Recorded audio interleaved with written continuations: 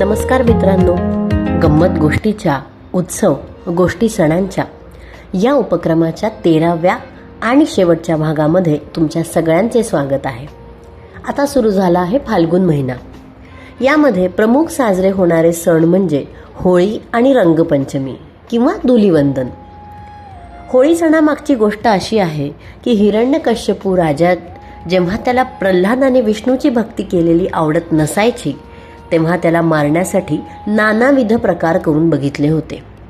त्यामध्येच हिरण्यकश्यपूची बहीण असलेली होलिका हिच्या मांडीवर प्रल्हादाला ठेवून त्यांच्यावरती आग लावण्यात आली होती.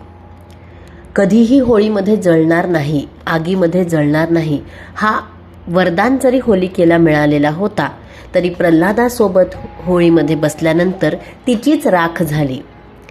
यावरूनच आपण होळी सण साजरा करतो आणि अशी अपेक्षा करतो की आपल्यामध्ये सुद्धा असलेल्या सगळ्या वाईट गोष्टी या होळीमध्ये जळून जाव्या.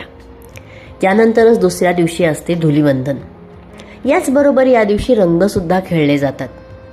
पिचकारीमध्ये रंगांचं पाणी भरून तसेच चेहऱ्याला रंग लावून हा सण साजरा केला जातो. गोकुळामध्ये तर कृष्णसुद्धा आपल्या सवंगड्यांसह अशीच होळी खेळत असे. आणि होळीमध्ये असते पुरणाची पोळी सुद्धा. चला तर मग येणाऱ्या होळीसाठी आता सज्ज होऊया. उत्सव उपक्रमाला तुम्ही दिलेल्या भरघोस प्रतिसादाबद्दल मनापासून धन्यवाद.